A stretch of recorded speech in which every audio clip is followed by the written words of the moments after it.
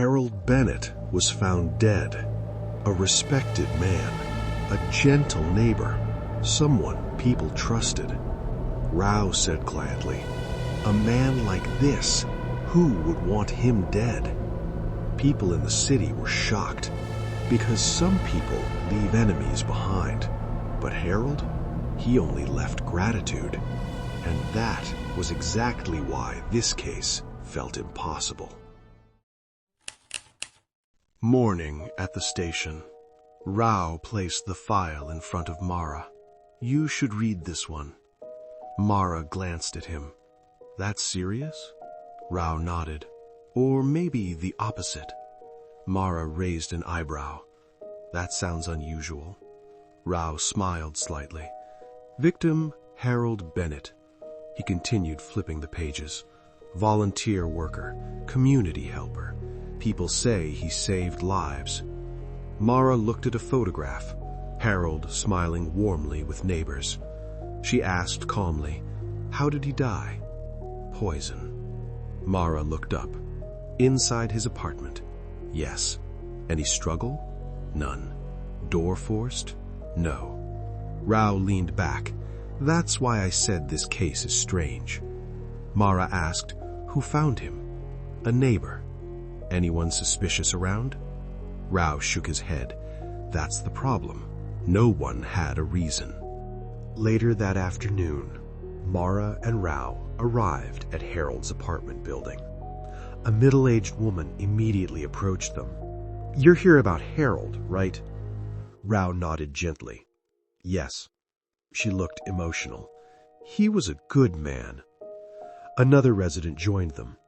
"He helped my daughter when she was struggling." A third person added, "He used to check on elderly people every week." Rao asked softly, "Did Harold ever argue with anyone here?" The residents looked surprised. "No, never.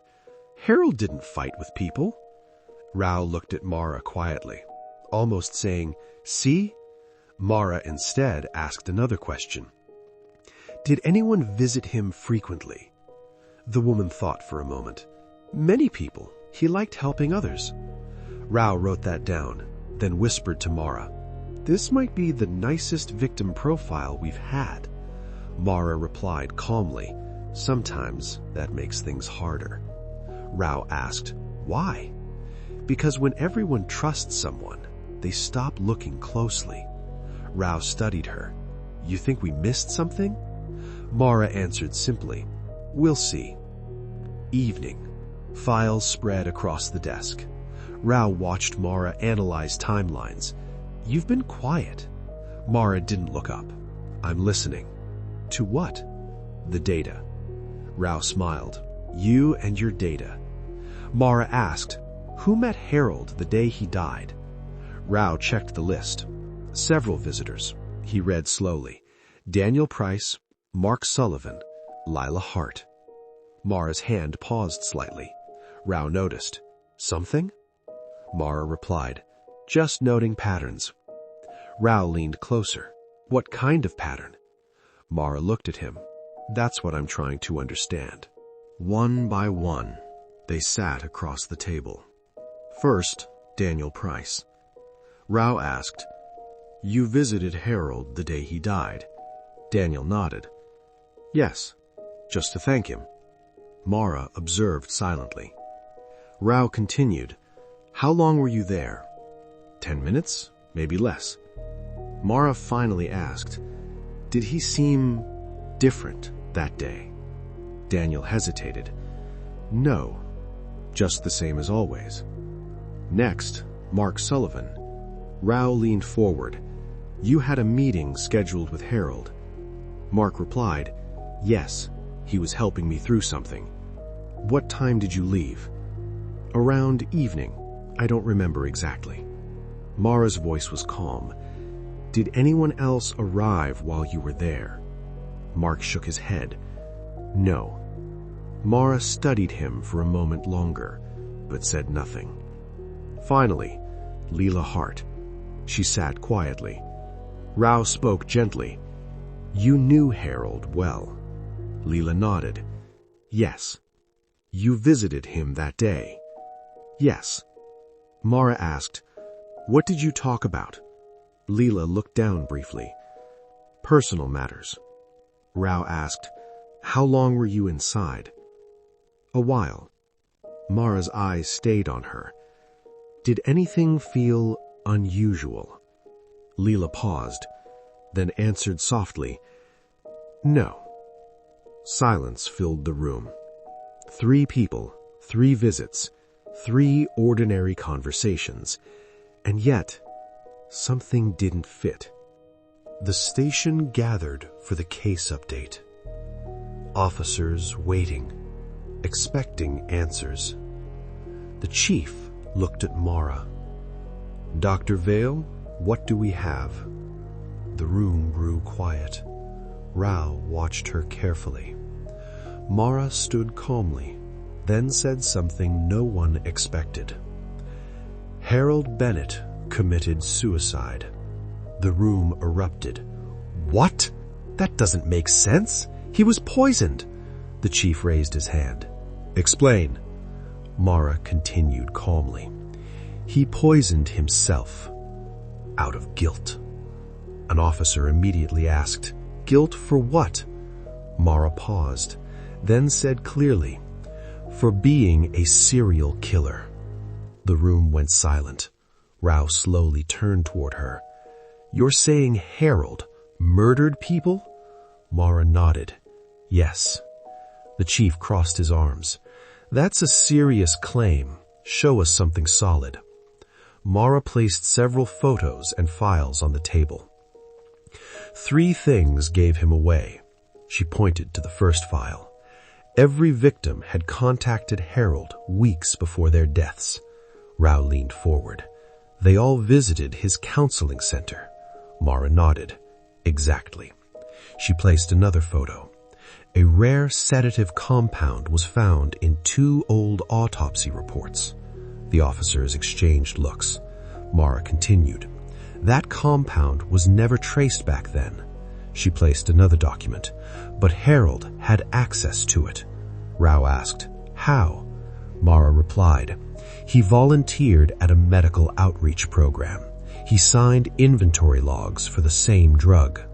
The chief's expression changed slightly. Mara continued. Second, she showed a map. All victims had one last recorded location. Rao looked closely. Harold's building. Mara nodded. And third, she placed one final report. Security footage from years ago, blurry but consistent. A man escorting victims inside. Rao exhaled slowly. That's him. An officer said quietly. But why didn't we catch this earlier? Mara replied, Because individually these details mean nothing, but together, she looked at the files, they tell a story.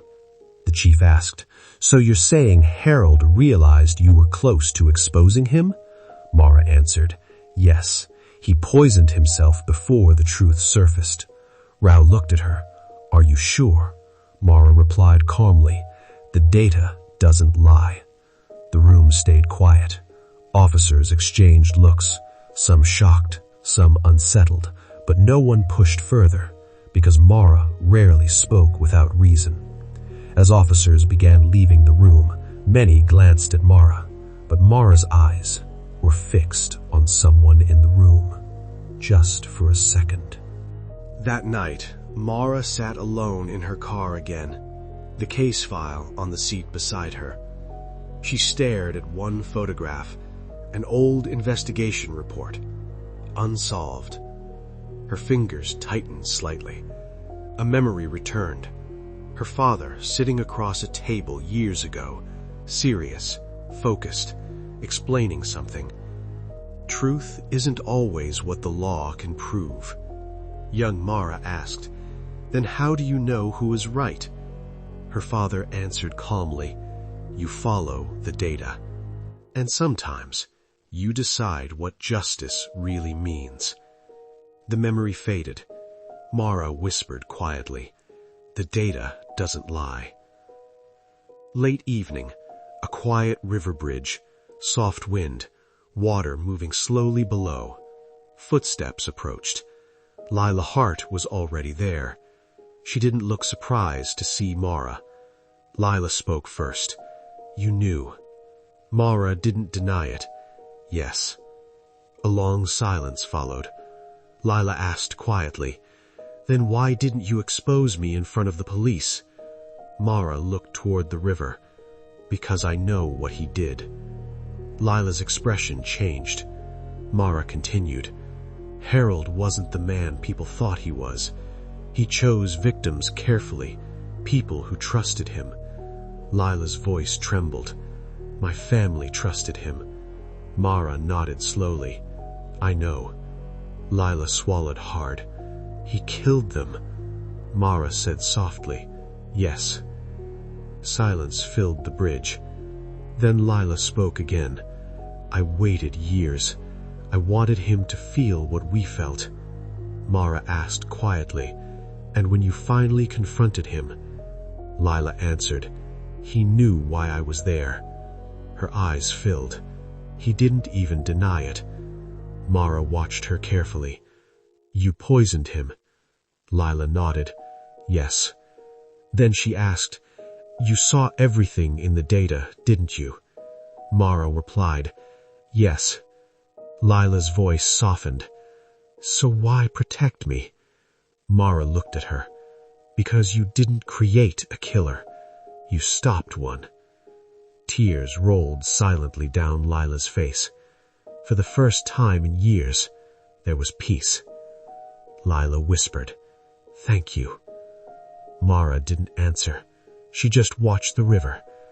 After Lila left, Mara remained standing there, thinking, then quietly said, "The data doesn't lie, but sometimes justice isn't written in the law." Across the street, someone stood in the shadows, watching her, still, silent.